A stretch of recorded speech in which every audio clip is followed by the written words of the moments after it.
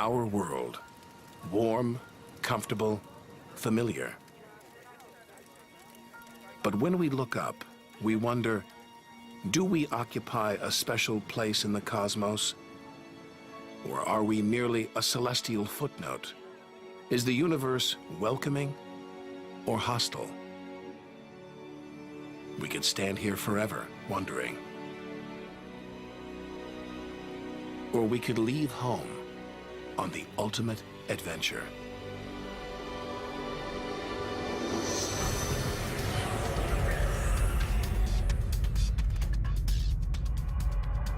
To discover wonders, confront horrors, beautiful new worlds,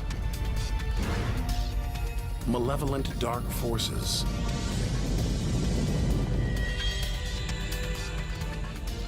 the beginning of time, the moment of creation. Would we have the courage to see it through? Or would we run for home? There's only one way to find out.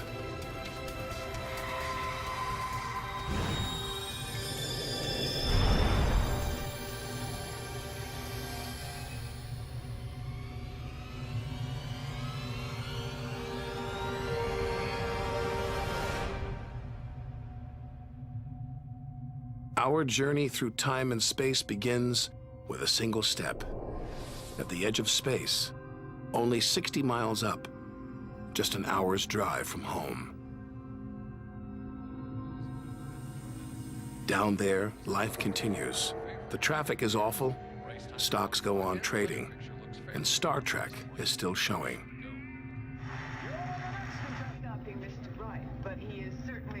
The Blue Jays will be without starter Jim Clancy for a couple of weeks.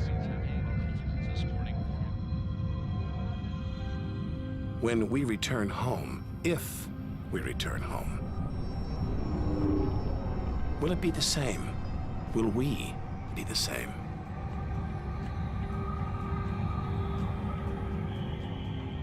We have to leave all this behind, to dip our toes into the vast dark ocean. On to the moon.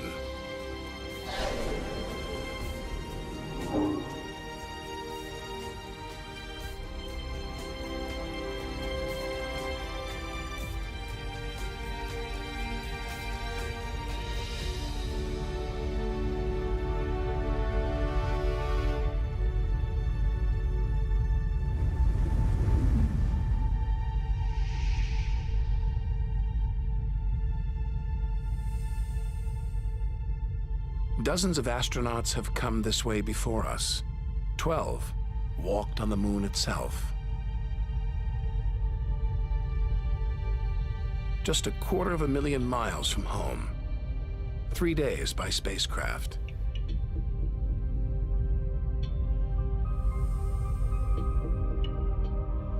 Barren. Desolate. It's like a deserted battlefield,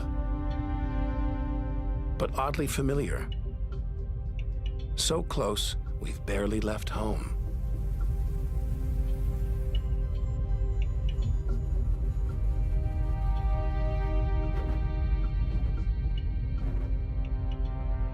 Neil Armstrong's first footprints.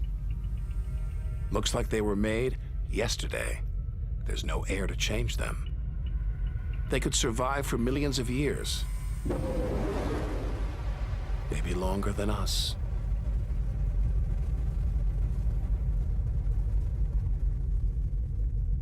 Our time is limited. We need to take our own giant leap. 1 million miles, 5 million, 20 million miles. We're far beyond where any human has ever ventured. Out of the darkness, a friendly face. The goddess of love, Venus. The morning star, the evening star. She can welcome the new day in the east, say goodnight in the west.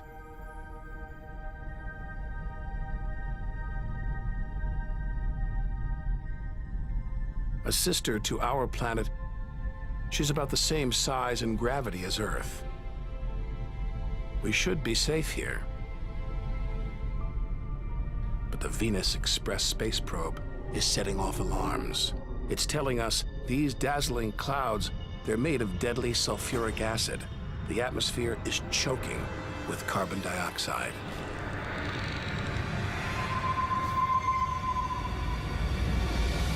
Never expected this. Venus is one angry goddess. The air is noxious, the pressure unbearable. And it's hot, approaching 900 degrees. Stick around and we'd be corroded, suffocated, crushed, and baked.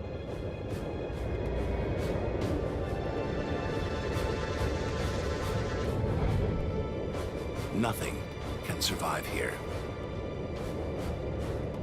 Not even this Soviet robotic probe. Its heavy armor's been trashed by the extreme atmosphere.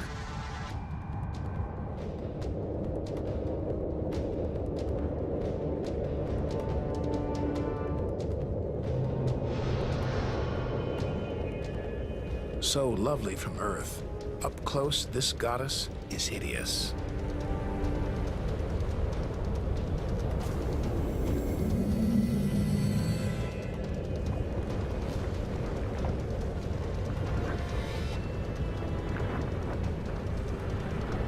She's the sister from hell, pockmarked by thousands of volcanoes.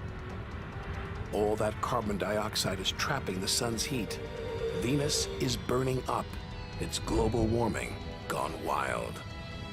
Before it took hold, maybe Venus was beautiful, calm, more like her sister planet Earth. So this could be Earth's future. Where are the twinkling stars? The beautiful spheres gliding through space? Maybe we shouldn't be out here. Maybe we should turn back. But there's something about the sun, something hypnotic, like the Medusa, too terrible to look at, too powerful to resist. Luring us onwards, on, like a moth to a flame. Wait, there's something else, obscured by the sun. It must be Mercury. Get too close to the sun, this is what happens. Temperatures swing wildly here. At night, it's minus 275 degrees. Come midday, it's 800 plus. Burnt, then frozen.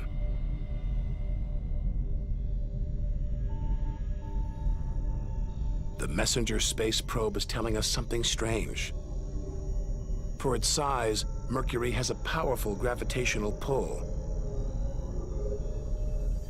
It's a huge ball of iron, covered with a thin veneer of rock, the core of what was once a much larger planet. So where's the rest of it? Maybe a stray planet slammed into Mercury, blasting away its outer layers in a deadly game of cosmic pinball. Whole worlds, on the loose, careening wildly across the cosmos, destroying anything in their path. And we're in the middle of it. Vulnerable, exposed, small. Everything is telling us to turn back. But who could defy this? The sun, in all its mesmerizing splendor. Our light, our lives. Everything we do is controlled by the sun, depends on it. It's the Greek god Helios driving his chariot across the sky. The Egyptian god Ra, reborn every day. The summer solstice sun rising at Stonehenge. For millions of years, this was as close as it got to staring into the face of God.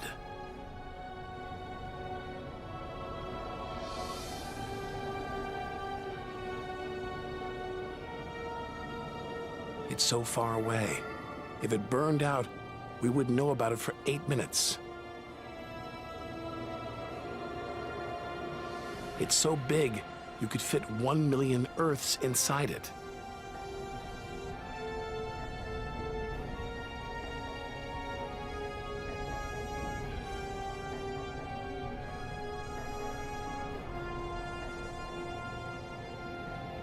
But who needs numbers? We've got the real thing. We see it every day, a familiar face in our sky. Now, up close, it's unrecognizable. A turbulent sea of incandescent gas. The thermometer pushes 10,000 degrees. Can't imagine how hot the core is. Could be tens of millions of degrees.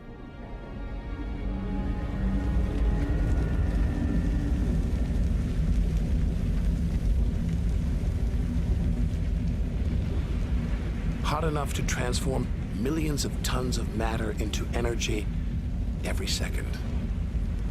More than all the energy ever made by mankind. Dwarfing the power of all the nuclear weapons on Earth.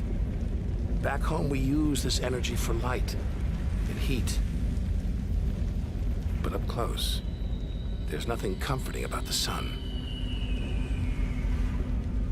Its electrical and magnetic forces erupt in giant molten gas loops.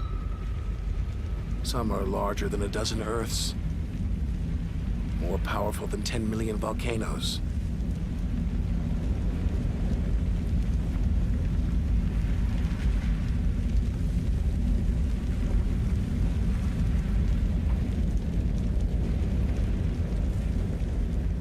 And when they burst through, they expose cooler layers below, making sunspots. A fraction cooler than their surroundings, sunspots look black, but they're hotter than anything on Earth. And massive, up to 20 times the size of Earth.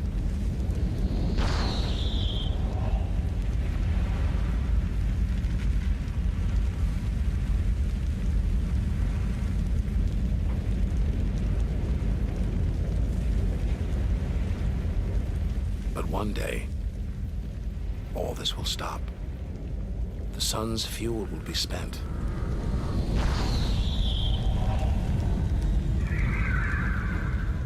And when it dies, the Earth will follow.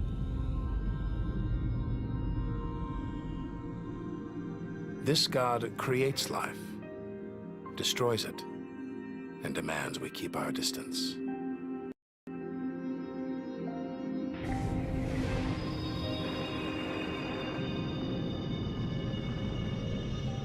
This comet strayed too close. The sun's heat is boiling it away, creating a tail that stretches for millions of miles.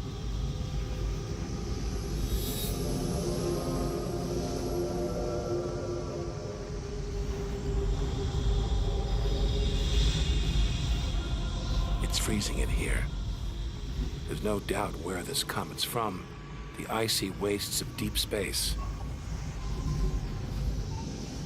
But all this steam, geysers and dust, it's the sun again, melting the comet's frozen heart. Strange, a kind of vast, dirty snowball covered in grimy tar. Tiny grains of what looks like organic material preserved on ice since who knows when. Maybe even the beginning of the solar system. Say a comet like this crashed into the young Earth billions of years ago. Maybe it delivered organic material and water, the raw ingredients of life. It may even have sown the seeds of life on Earth that evolved into you and me.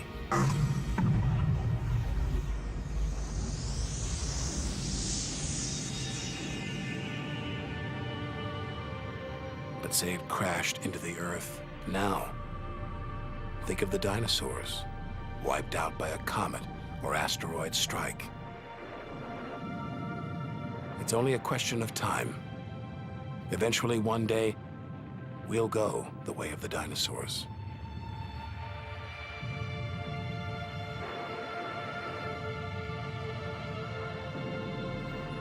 If life on Earth was wiped out, we'd be stuck out here, homeless, adrift in a hostile universe.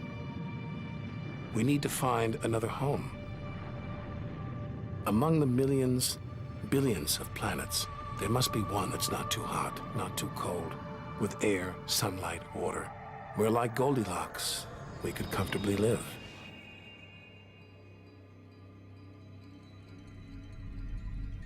The Red Planet. Unmistakably, Mars. For centuries, we've looked to Mars for company, for signs of life.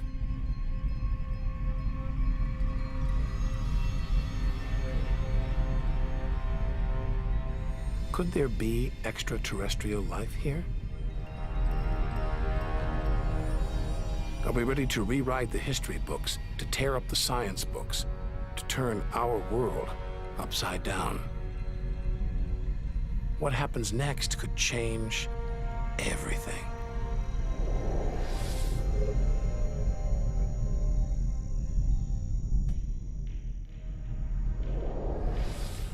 Mars is the planet that most captures our imagination. Think of B-movies, sci-fi comics. What follows? Martians. It's all just fiction, right? But what if there really is something here? Hard to imagine, though. Up close, this is a dead planet. The activity that makes the Earth livable shut down millions of years ago here. Red and dead. Mars is a giant fossil.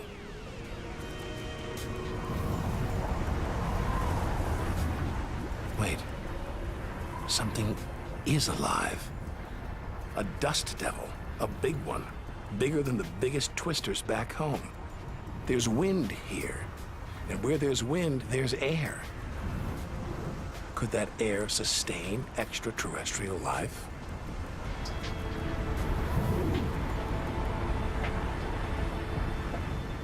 It's too thin for us to breathe. And there's no ozone layer. Nothing to protect us against the sun's ultraviolet rays.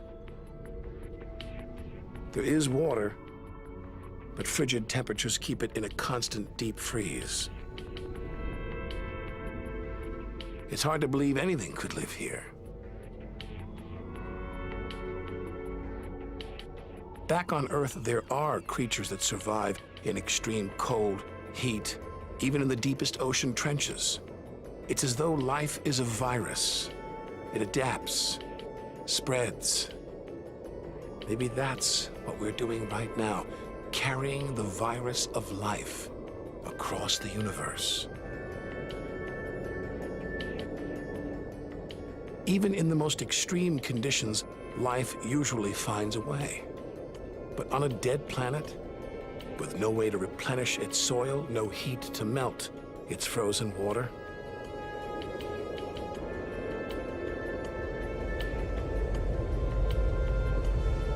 all this dust, it's hard to see where we're going.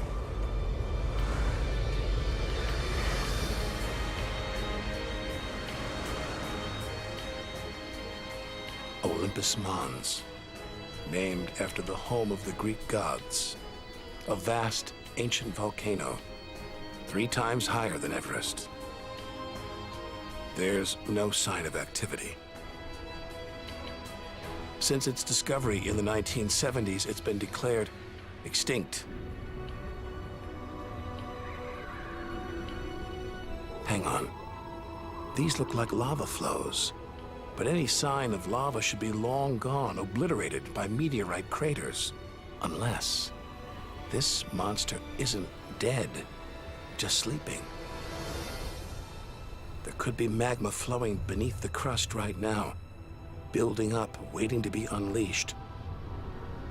Volcanic activity could be melting frozen water in the soil, pumping gases into the atmosphere, recycling minerals and nutrients, creating all the conditions needed for life. This makes the Grand Canyon look like a crack in the sidewalk. Endless desolation, so vast it would stretch all the way across North America.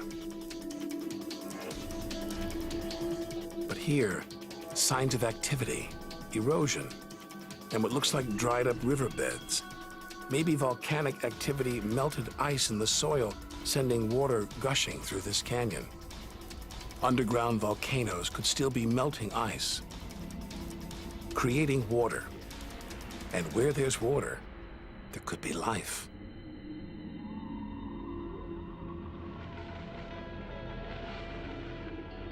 The hunt for life is spearheaded by this humble fellow, the NASA rover Opportunity. It's finding evidence that these barren plains were once ancient lakes or oceans that could have harbored life.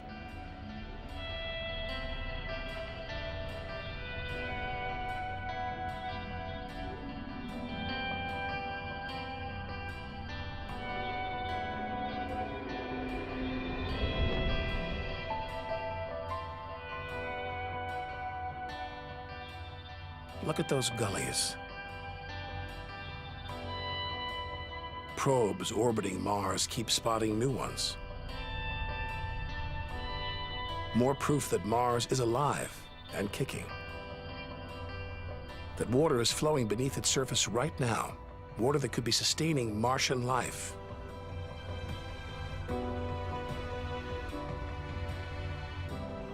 Now all we have to do is find it.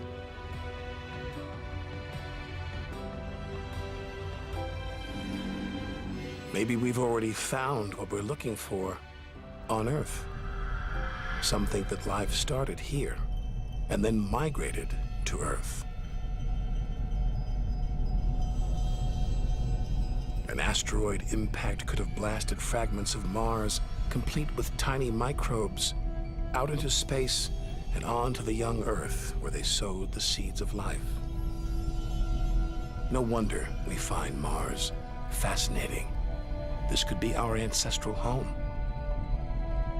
It could be we are all Martians. The Mars we thought we knew is gone, replaced by this new active changing planet. And if we don't know Mars, our next door neighbor, how can we imagine what surprises lie ahead?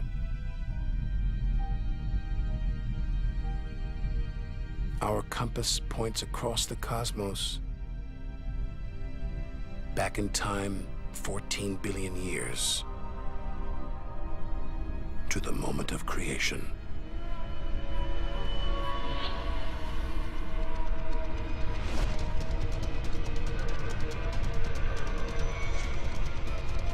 This is getting scary. It's like being inside a giant video game.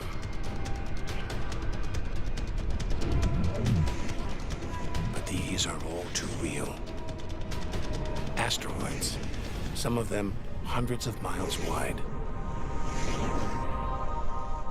This one must be about 20 miles long. And there, perched on it, a space probe. Can't have been easy parking on an asteroid traveling at 50,000 miles an hour. It's a lot of effort just to investigate some rubble. Rubble that regularly collides, breaks up, and rains down on Earth as meteorites. Our ancestors saw shooting stars as magical omens, and they were right. Rubble like this came together to make the planets, including our own. Pretty magical. By dating the meteorites found on Earth, we can tell the planets were born 4.6 billion years ago. These are the birth certificates of our solar system. For some reason, these rocks didn't form into a planet. Something must have stopped them. Something powerful.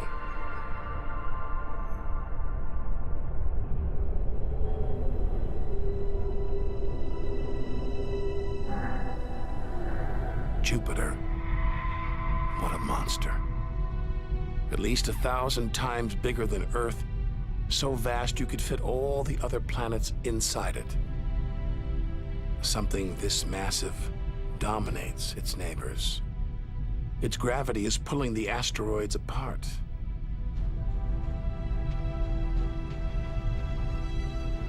And it's breathtaking.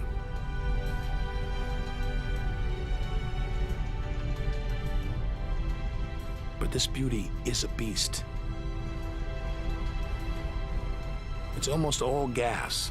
Land here and we'd sink straight through its layers into oblivion.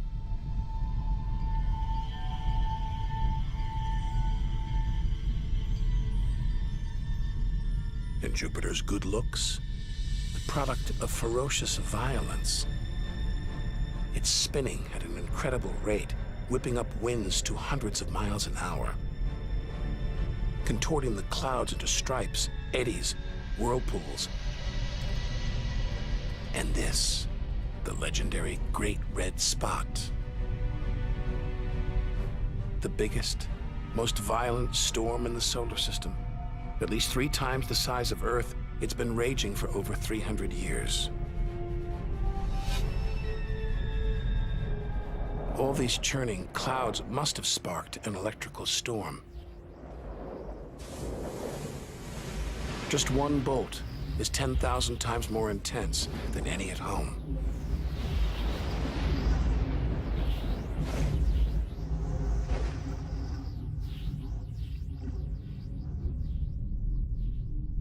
Looks like the safest place to see Jupiter is from a distance.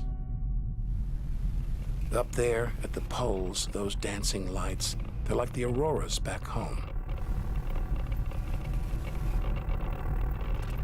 But the Geiger counter is going wild. Even these are deadly, generated by lethal radiation.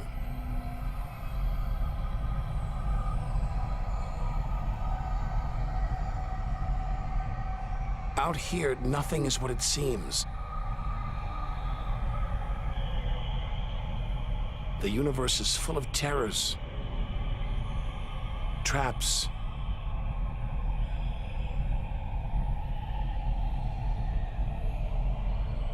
maybe this is a safe haven, the multicolored moon Io.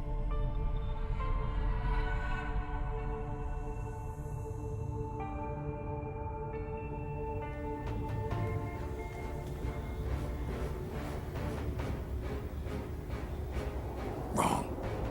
Very wrong. Those brilliant colors are molten rock, volcanoes, spewing lava.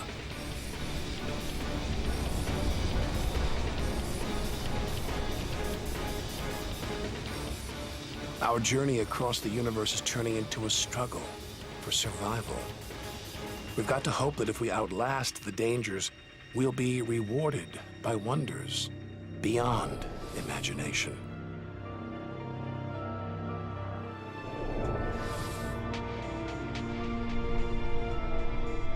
"400 million miles from Earth. Flying a commercial airliner here would take nearly a century.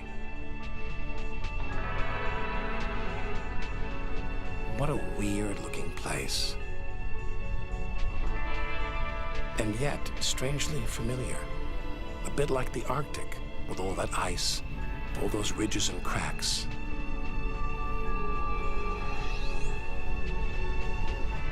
It's Jupiter's moon, Europa. And maybe like the Arctic, this ice is floating on water, liquid water. But we're 500 million miles from the sun. Surely Europa is frozen solid.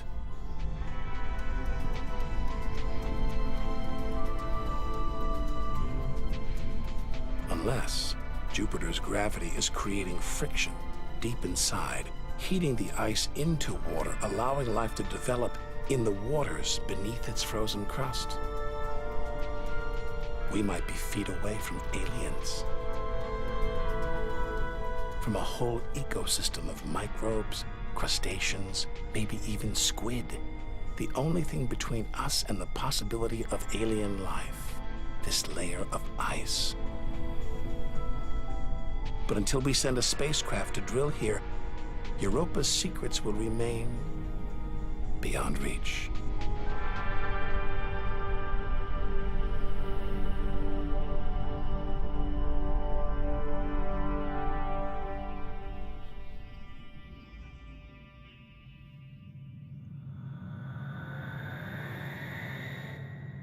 It's captivated our imaginations, haunted our dreams. And here it is, spinning before our eyes. Saturn, named for the Roman god who reigned over a golden age of peace and harmony.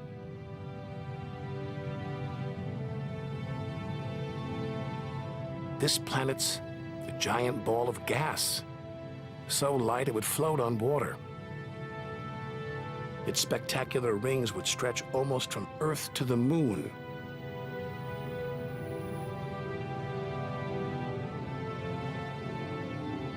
There's the Cassini orbiter.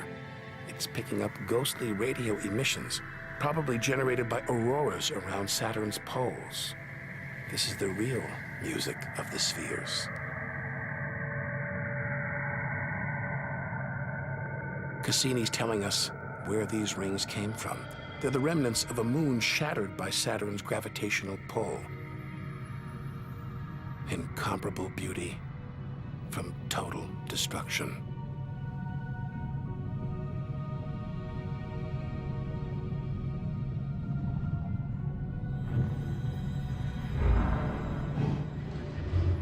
Billions of shards of ice, some as small as ice cubes, others the size of houses. They collide, break apart, reassemble. It's like a snapshot of our early solar system. As dust and gas orbited the newly born sun, and gravity worked its magic, pulling the lumps together until from space trash like this, our home emerged.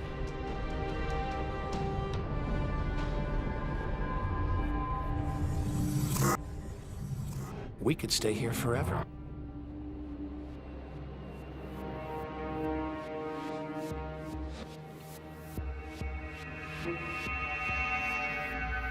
But there's so much further to go, so much more to see. Like this moon wrapped in thick clouds. Titan.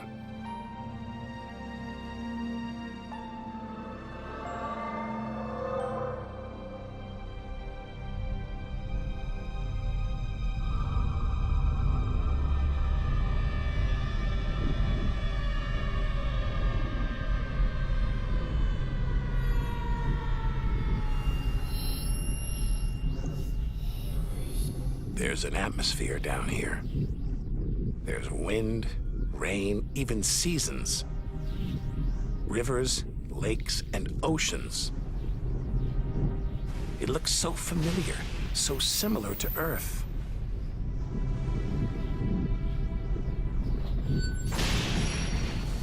But that's not water. It's liquid natural gas. Hundreds of times more natural gas than all the Earth's oil and gas reserves. Maybe one day we'll use this energy to fuel a colony. Assuming there isn't life here already.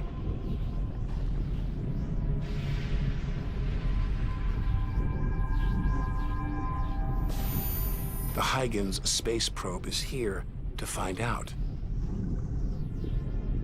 It's telling us there's organic material in the soil, but it's so cold, minus 300 degrees. There's no way life could develop. Unless Titan warms up. The sun is supposed to get hotter. When it does, maybe life will spring up here, just like it did on Earth. And as the Earth gets too hot for us, maybe we'll move to Titan. One day we might call this distant land home.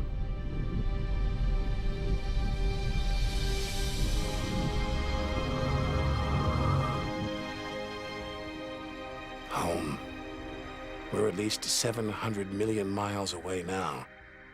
After this, we lose visual contact with Earth. We're standing on a cliff, looking out over a great chasm that stretches to the beginning of time. Do we have the courage to jump?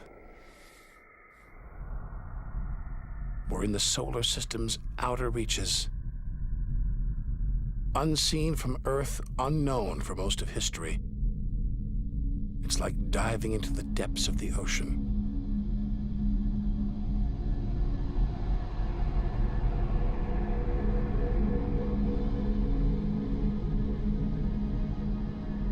Those rings make it look like Uranus has been tilted off its axis, toppled over by a stray planet.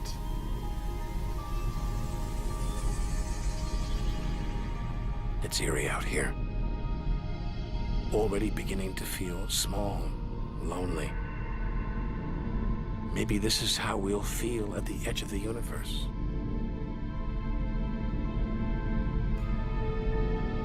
But we've barely left the shore. If the solar system was 1 mile wide, so far we've traveled about 3 inches.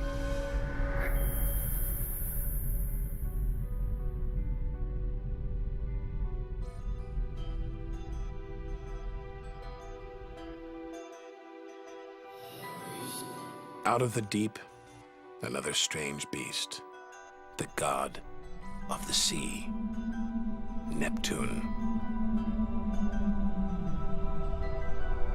This world is covered in methane gas,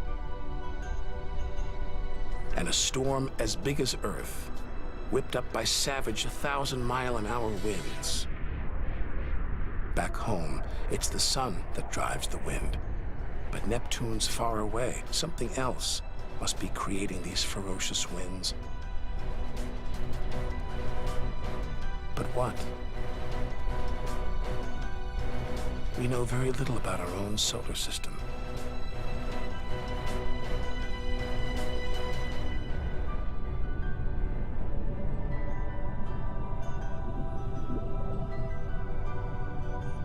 After all those balls of gas, a solid moon. Triton.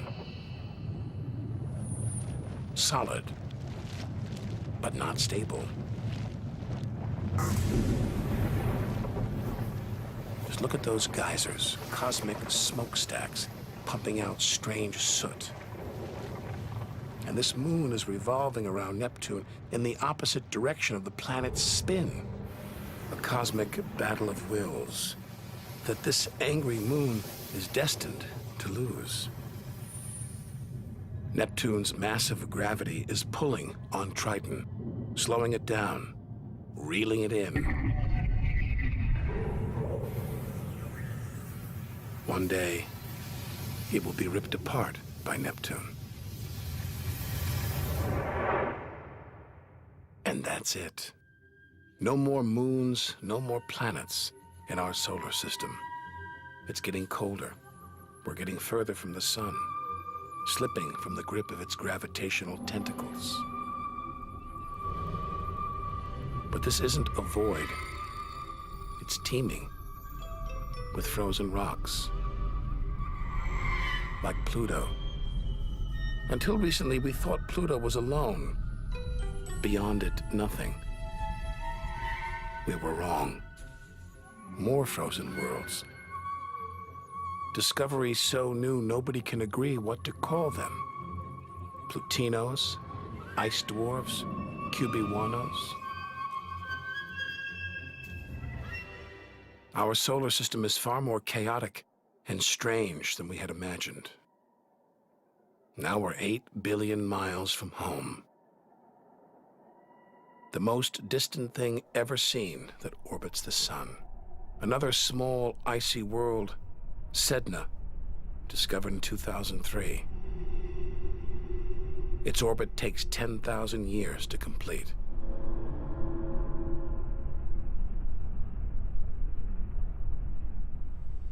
Hang on. There's something else out here. 10 billion miles from home, the space probe Voyager 1. This bundle of aluminum and antennae give us close-up views of the giant planets and discovered many of their strange moons.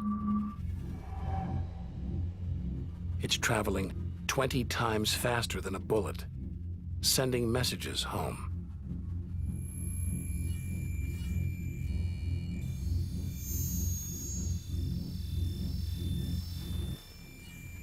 That gold plaque, it's a kind of intergalactic message in a bottle. A greeting recorded in different languages. Hello from the children of planet Earth. Hola, saludos a todos. And a map showing how to find our home solar system. The great physicist Stephen Hawking thinks it was a mistake to roll out the welcome mat. After all, if you're in the jungle, is it wise to call out?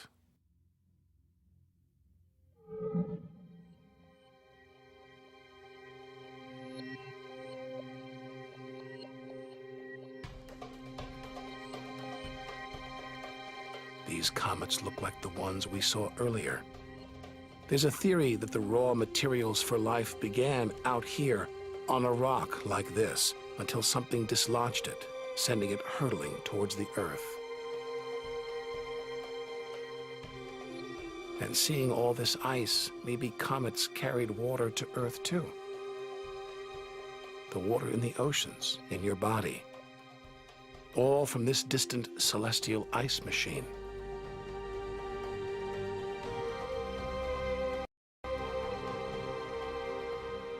We're 5 million, that's 5 trillion miles from home.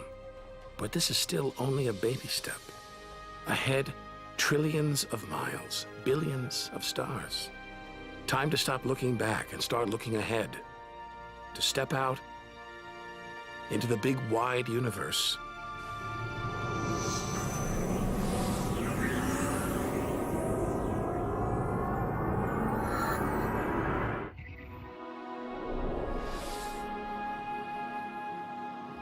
Interstellar space.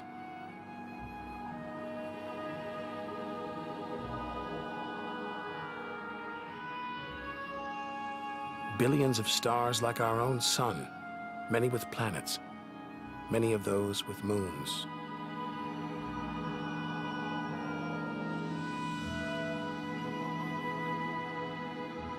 It's hard to know which way to go. There are infinite possibilities. We're going to need a serious burst of acceleration.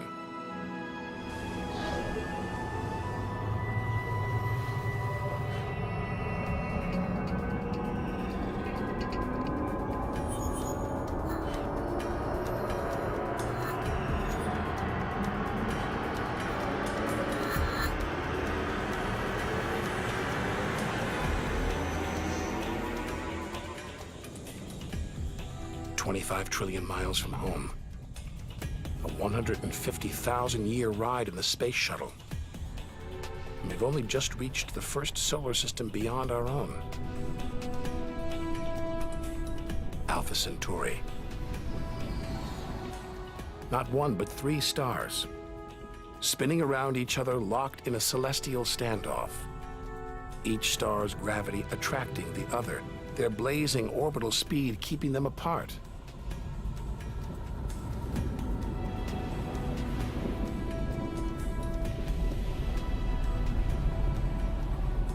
Get between them and we'd be vaporized.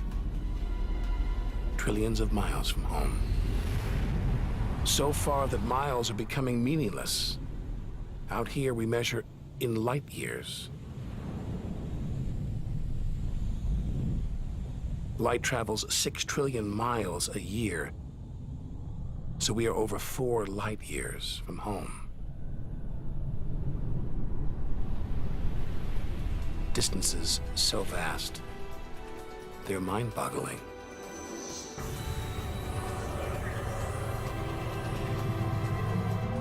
Who knows what strange forces lie ahead, what we'll discover when, if, we reach the edge of the universe.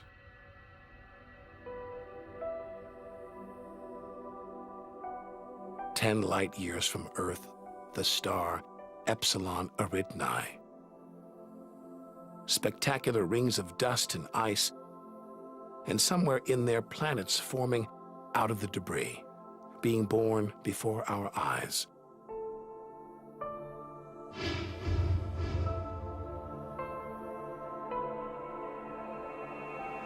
Asteroids and comets everywhere.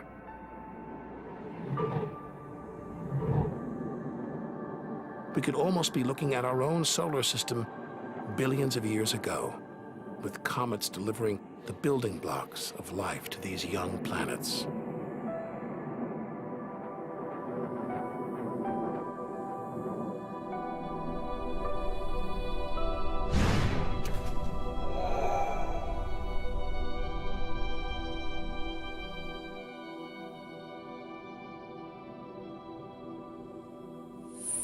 At the center of all the action, a star smaller than our sun, still in its infancy.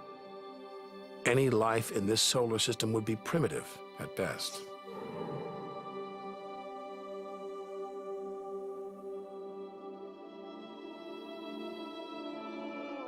There must be more mature solar systems out here. But finding them is like looking for a needle in a cosmic haystack.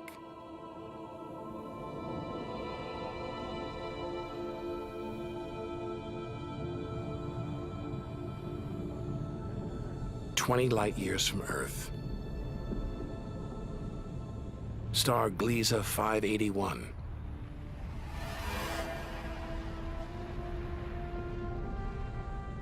It's about the same age as our sun.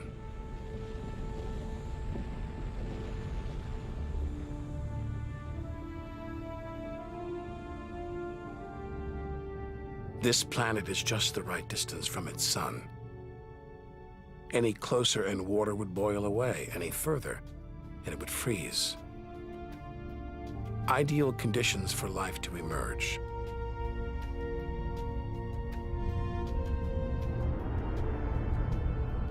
And if a comet has struck, delivering water and organic materials, then life, complex beings like us, even civilizations like our own, could be down there, right now.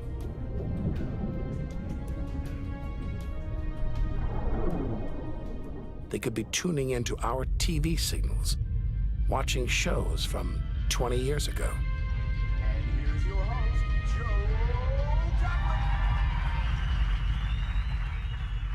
But until we devise a way of communicating over these vast distances, all we can do is speculate. Us and them, living parallel lives, unaware of each other's existence.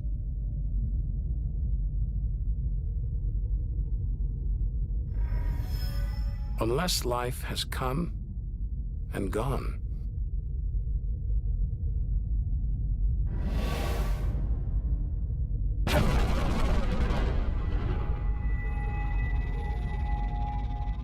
That's the problem with comets. They're creators and destroyers, as the dinosaurs found out the hard way. This is the needle in the cosmic haystack, the closest we've come to a habitable solar system like our own, but it's a chance encounter.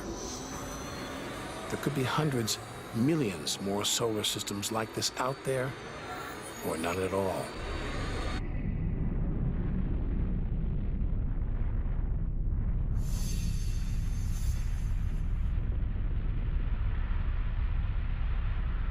Some of the atmosphere on this planet, Bellerophon, is being boiled away by its nearby star.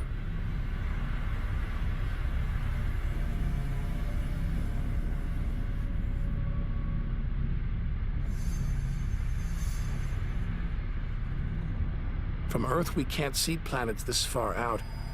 They're obscured by the brilliance of their neighboring stars. But the planets have a minute gravitational pull on those stars. Measure these tiny movements, and we can prove they exist.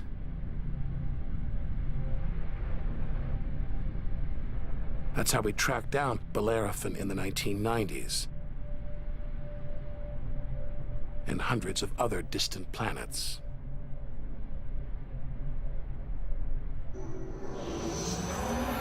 "65 light years from Earth. Turn on your TV here and you'd pick up Hitler's Berlin Olympics.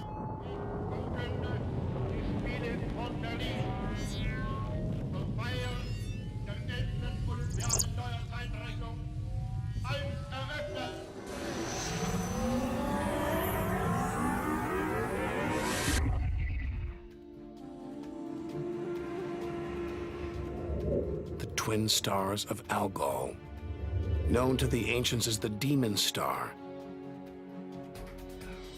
From Earth, it appears to blink as one star passes across the other. Up close, it's even stranger. One star is being sucked towards the other.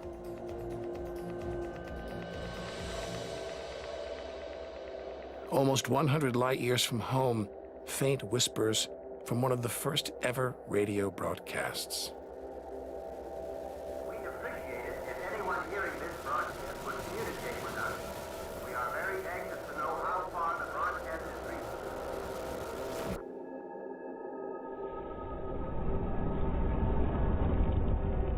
From here on out, it's as if the Earth never existed.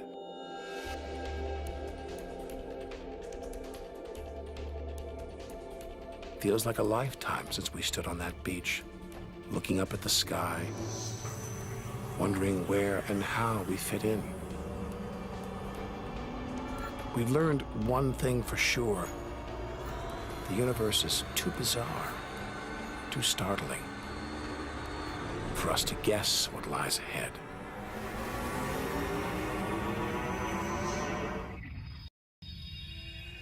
Deep inside our galaxy, the Milky Way. Pinpricks of light that have inspired 1,001 tales.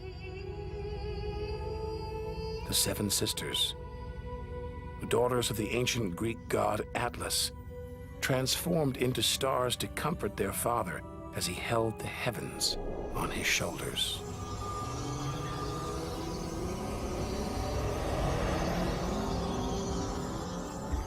And this giant, Betelgeuse, the brightest, biggest star we've seen so far, 600 times wider than our sun.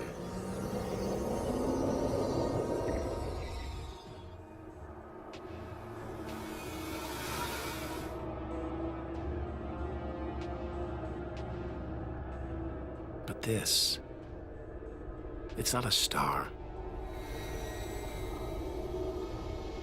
not a planet. Not like anything we've seen.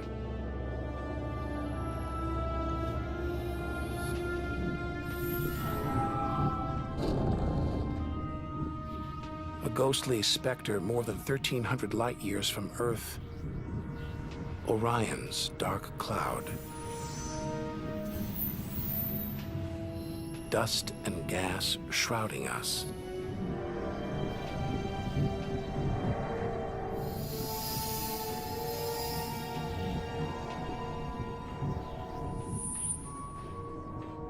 There, deep inside, a light, pulling the dust and gas towards it, heating up, merging into a ball of burning hot gas. Like a star, like our sun, in miniature. Inside, it's millions of degrees. So hot it's beginning to trigger nuclear reactions, the kind that keep our sun shining, making energy, radiation, light. A star is being born.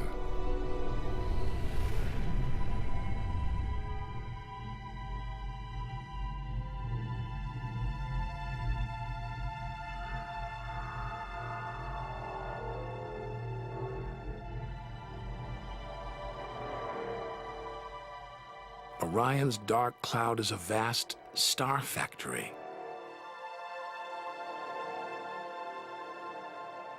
We're witnessing the birth of the future universe.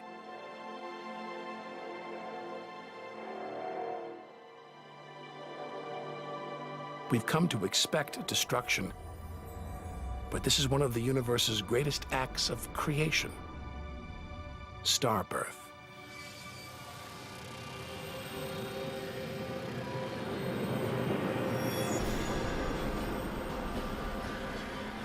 This doesn't look right.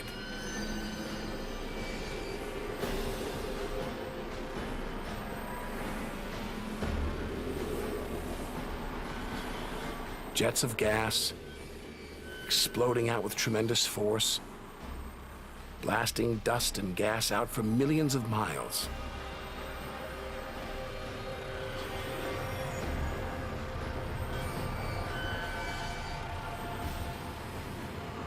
It's unbelievably violent and creative. Nebula. Vast, glowing clouds of gas hanging in space. With no wind out here, they'll take thousands of years to disperse. They seem to be forming a vast stellar sculpture. Nature is more than a scientist, an engineer. It's an artist on the grandest of scales.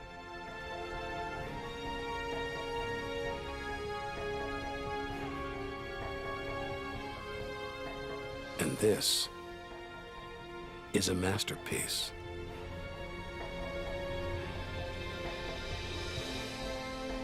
Stars are born, grow up, and then what? Do they die? Do they slip quietly into the night or go out with a bang?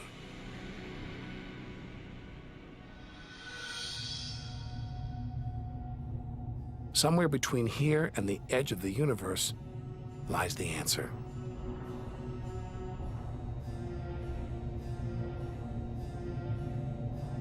Luminous clouds suspended in space, encircling what was once a star like our own sun.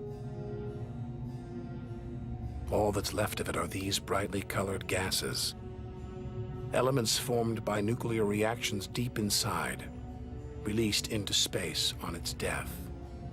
Green and violet, hydrogen and helium, the raw materials of the universe. Red and blue, nitrogen and oxygen, the building blocks of life on Earth. For us to live, stars like this had to die. Every atom in our body was produced by nuclear fusion. In stars that died long before the Earth was even born. We are all the stuff of stars. Our family tree begins here.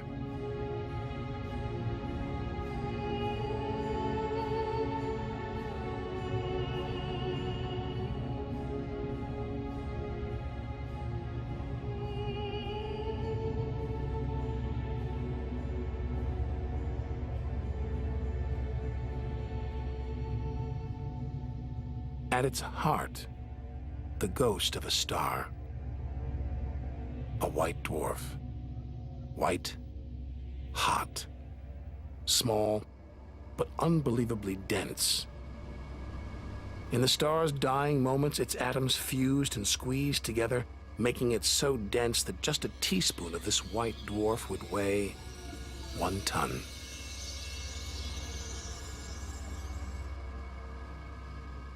It's a chilling premonition of our sun's fate.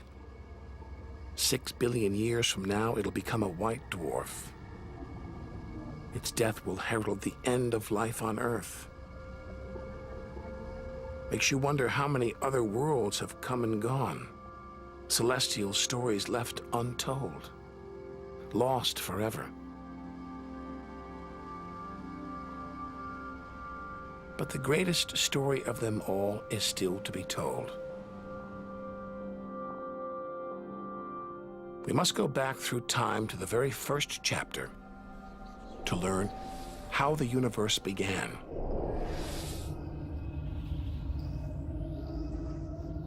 The scattered remains of a dead star, the Crab Nebula. 6,000 light years from home, deep inside a stellar graveyard. We've learned so much, seen things we'd never have believed possible. Now sights like this, wonders once beyond imagination, we take in our stride. We're ready to face whatever lies ahead, determined to reach the edge of the universe. This is the calm after the storm.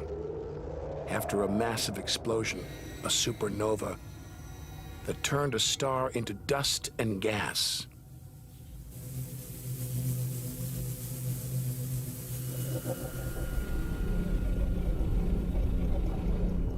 The eye of the storm. A spinning, pulsating star. A pulsar.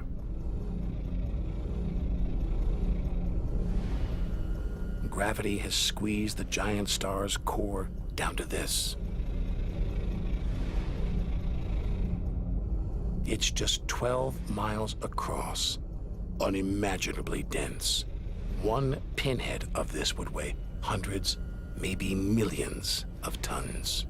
And as it shrank, like a figure skater spinning on the spot, arms outstretched, then pulling them in, it began to spin faster. 2 beams of light, energy, radiation, spinning 30 times a second, powering the huge cloud of dust and gas. There's so much radiation here, more even than on the sun.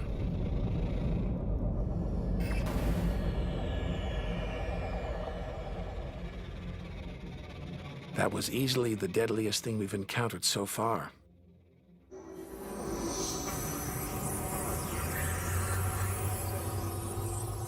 Once it would have terrified us. But now we realize that without the dangers, there'd be no wonders. Without the nightmares, there'd be no dreams.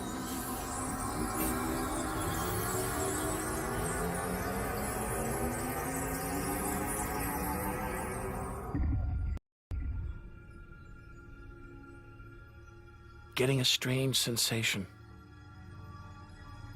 A feeling as though there's something bad out here. A malevolent presence. The one thing we didn't want to encounter. Impossibly black, blotting out the stars behind it. We're staring into the face of extinction. The remains of a giant star. A black hole.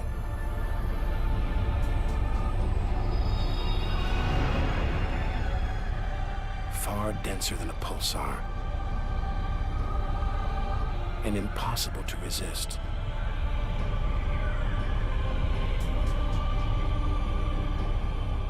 Its gravity is so intense not even light can escape.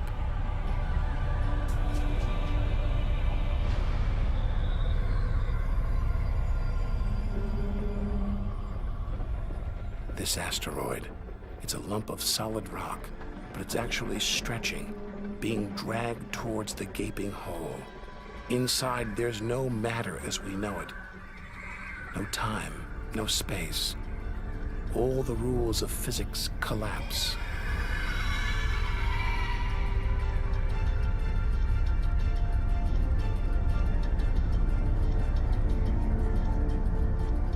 The asteroid is gone.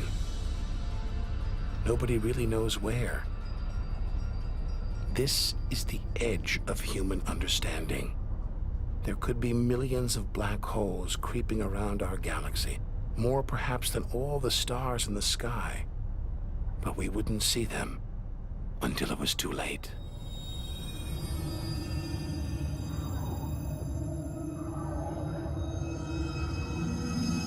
Like this star, spiraling, disappearing down an invisible sinkhole.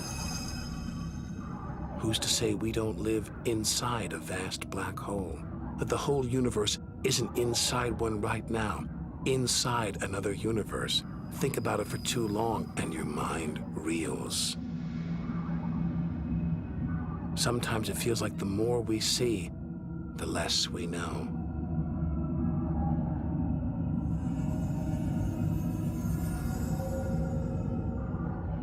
And we're still in our own galaxy, the Milky Way.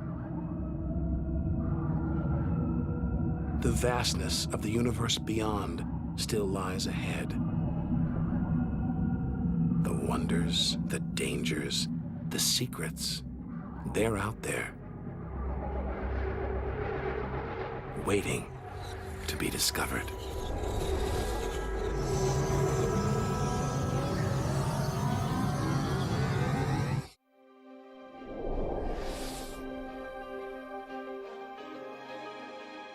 "7,000 light years from home." It's as though we're in a forest thick with trees, each so beautiful, so fascinating, it's impossible to look beyond, to see the bigger picture. We have to find a way through to reach the clearing at the galaxy's edge.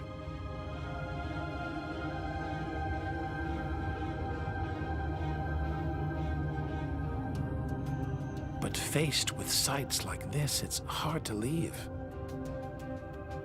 A colossal, glowing cloud, topped by these great towers of dust, the pillars of creation, like a gateway into the unknown.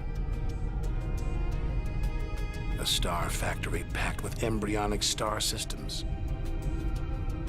each larger than our solar system.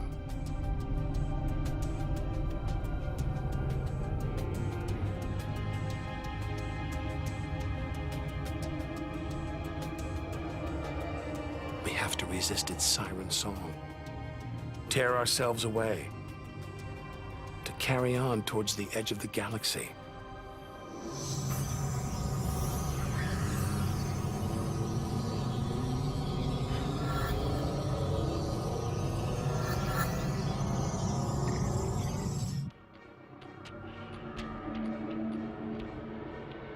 Dazzled by the Milky Way's beauty, we've been blinded to its terrors and strayed into a cosmic minefield. Like an explosion in slow motion. A massive star, millions of times brighter than our sun. It's going into meltdown.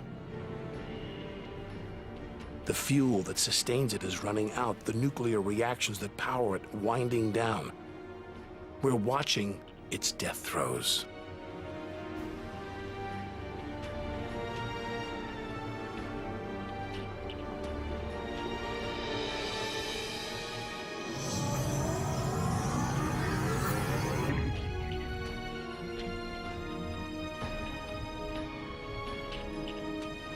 An even bigger, dangerously unstable star.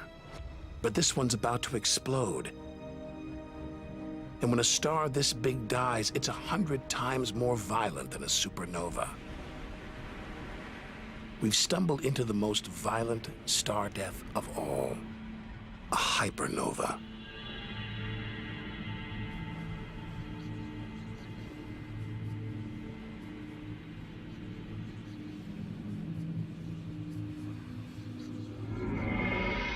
The core's collapsed.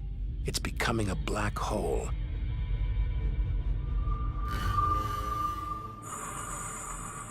And that's the shock wave surging through the star, ripping its outer layers into space.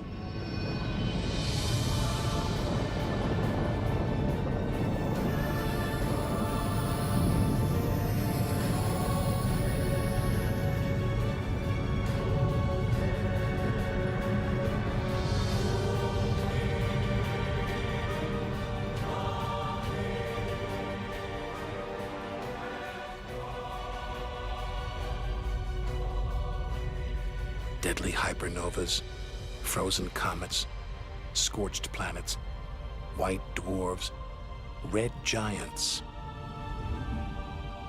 Tiny drops in a vast pool of white light.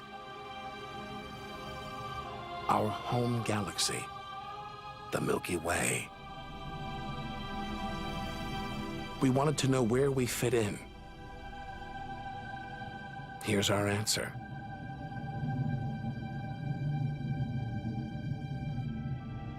civilizations past and present, everyone that's ever lived. The smallest bug, the highest mountain, all of it invisible, not even a tiny speck.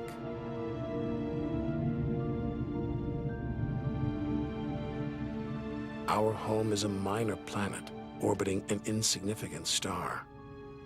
If it disappeared right now, who would even notice?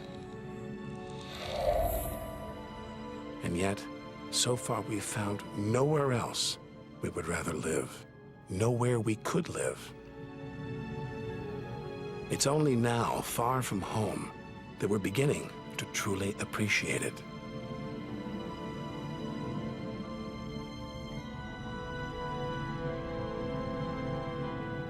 Look at all these stars. Hundreds of thousands of them. Surely one of them, more than one, must be capable of supporting life.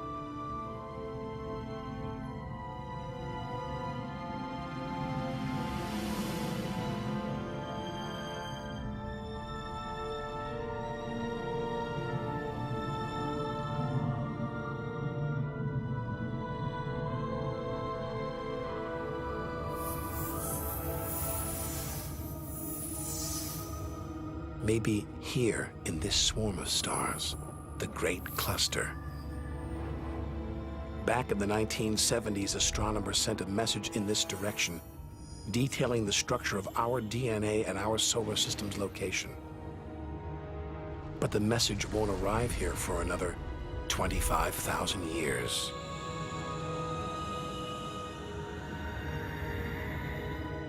We haven't found alien life yet.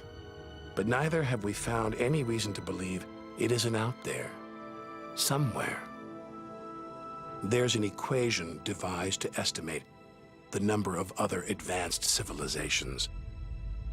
The result is startling. There could be millions of civilizations just in our own galaxy.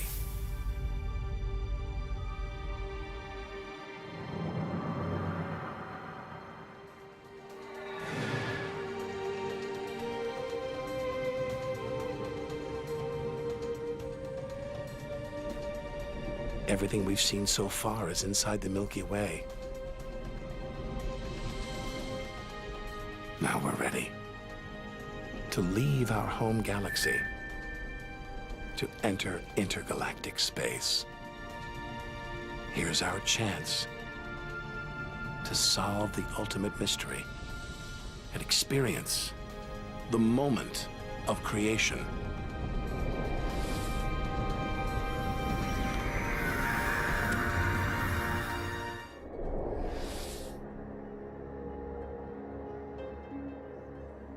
Beyond the Milky Way, through the vast expanse between galaxies, against all the odds, we've made it to intergalactic space.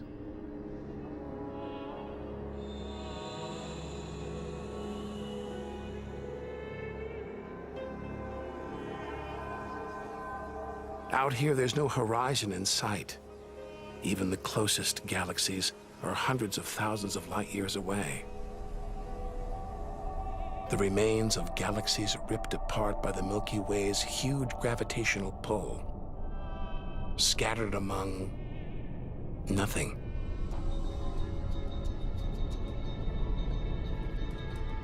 This is as close as the universe gets to a perfect vacuum.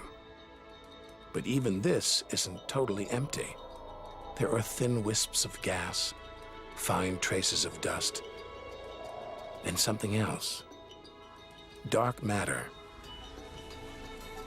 So mysterious we can't see it, feel it, taste it, touch it, or even measure it. Yet so common, it could make up over 90% of all the matter in the universe. If dark matter does exist, it means there's no such thing as empty space. Even out here, we're surrounded by matter. We think it exists because of its apparent hold on galaxies, like this one, the Large Magellanic Cloud.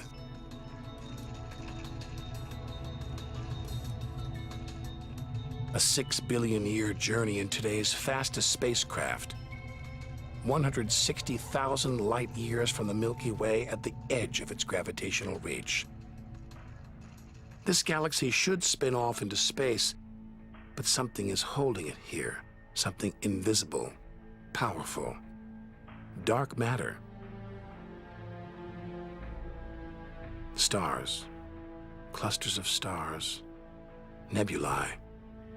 It's a vast astronomical treasure trove.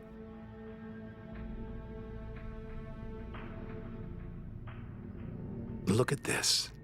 It's like a string of gleaming pearls. It's a fireball, expanding out from what must have been a massive explosion, a supernova. So bright that when light from the explosion reached Earth 20 years ago, it was visible to the naked eye. And so violent, it triggered a string of nuclear reactions, forcing atoms together, creating new elements. Gold, silver, platinum, blasting them out into space.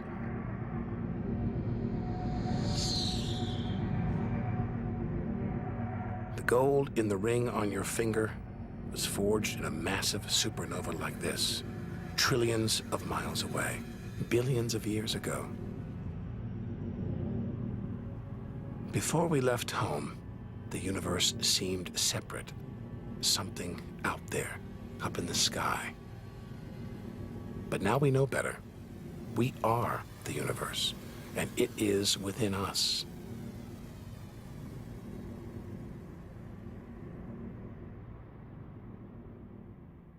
It's comforting to remember as we venture through this abyss. Further and further. Faster and faster.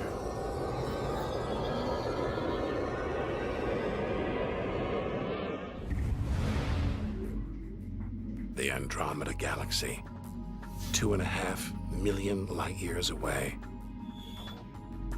It's racing through space. Everything blown apart, like shrapnel in an explosion.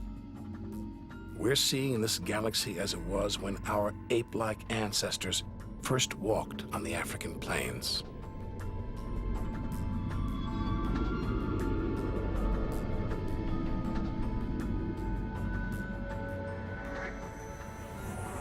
Further through space, and further back in time. Hold on. This doesn't look right. A whole galaxy exploding? The only thing large enough to cause an explosion on this scale is another galaxy. It looks like the end of the world. But this galaxy won't die.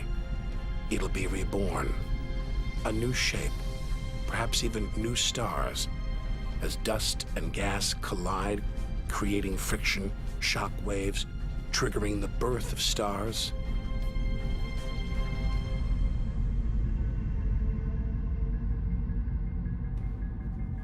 There's order in this chaos, a pattern behind the infinite variety, an endless cycle of birth and death, creation and destruction.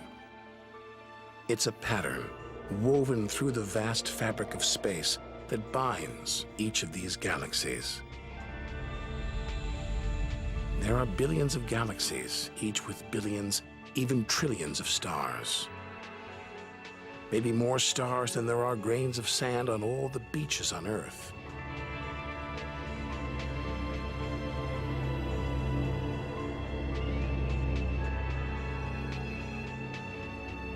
We're finally beginning to see the big picture. And it's grander than we ever imagined. This galaxy, the huge Pinwheel Galaxy, is so far from Earth that if we send a message home now, it will take 27 million years to get there. Who knows whether our species, our planet, will still be around to receive it.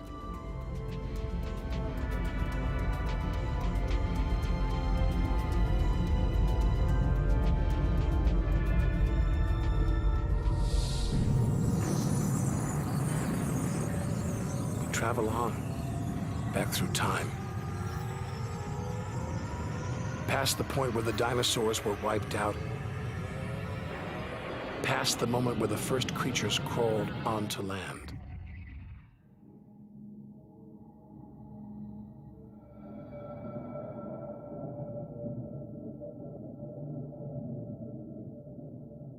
$2 billion light years from home, closing in on the edge of the universe, going back to the beginning of time. This isn't a galaxy. It's brighter than 100 galaxies. A blinding beam of energy surging for trillions of miles.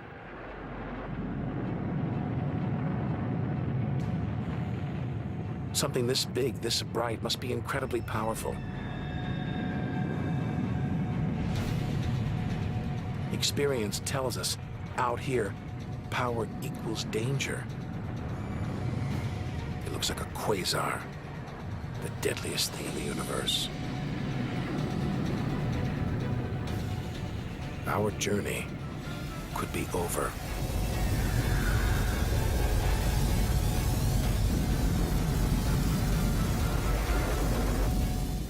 The deadliest, most powerful thing in the universe.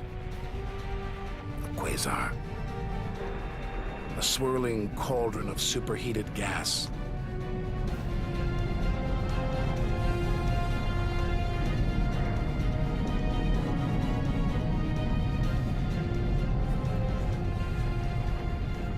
This beast has a heart of darkness.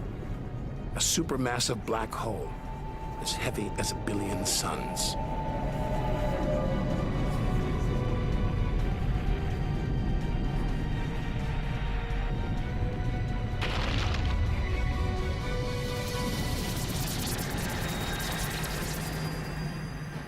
It's ripping apart whole stars, devouring them, until they're nothing, lost forever from the visible universe.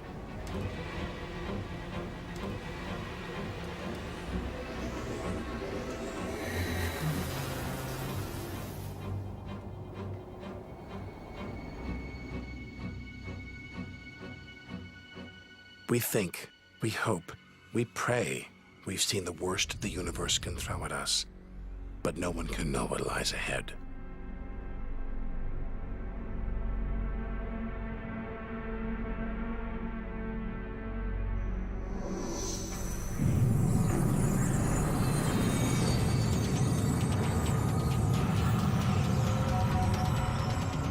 We'll need to go further, go faster.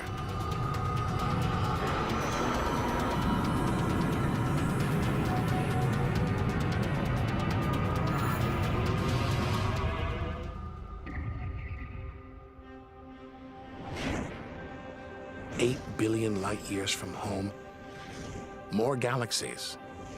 But these look different, ragged, small, close together.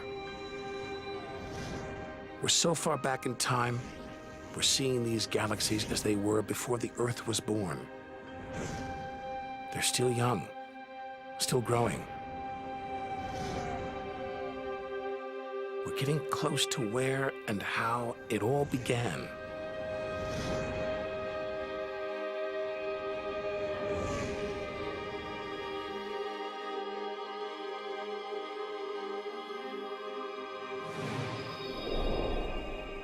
Look at the galaxies now. They're more like primitive plankton, floating in a vast dark ocean.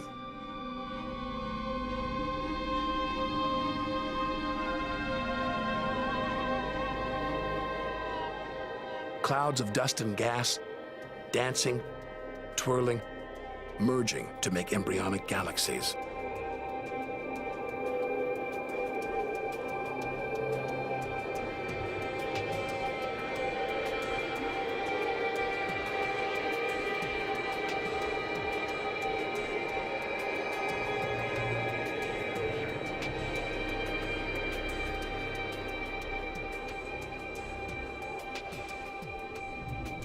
They're disappearing. We've gone back before the stars were born. into a cosmic dark age. And before that, light, the afterglow from the massive explosion that created the known universe.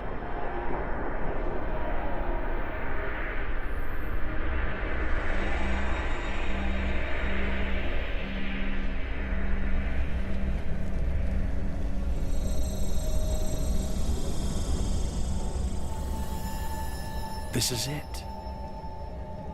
We've made it. The edge of the universe. 80 billion trillion miles from home. 13.5 billion years ago.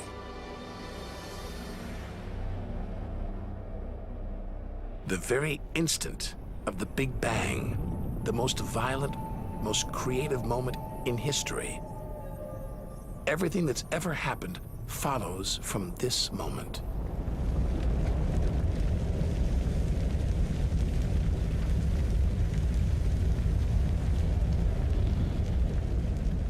Every religion, every culture has pondered it. But we still don't know what sparked this act of creation, or why.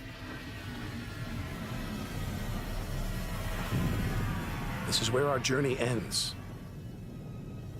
and the universe begins.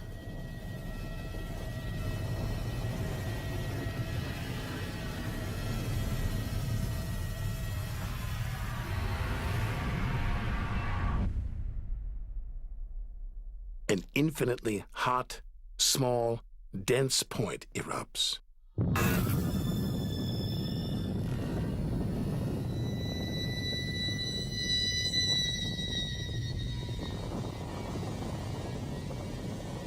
Creating space, time, matter, our universe itself. First, it's the size of a subatomic particle. The tiniest fraction of a second later, it's big enough to hold in the palm of your hand. Moments later, it's the size of the Earth.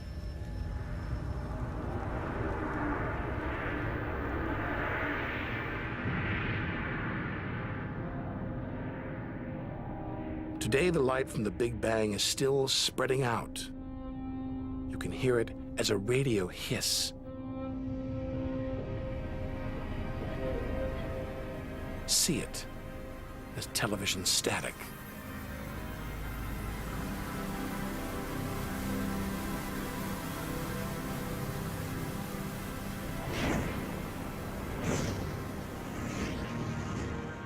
All the wonders we've seen on our journey are sparks flying out from the Big Bang. Galaxies, stars, planets, all cosmic debris. We go forward through time, riding the blast wave.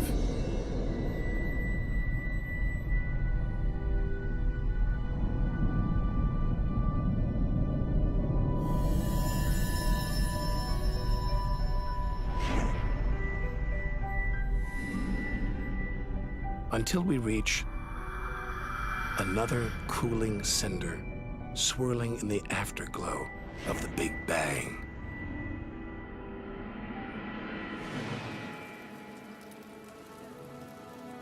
We're back where we started, home. Only now can we really know it.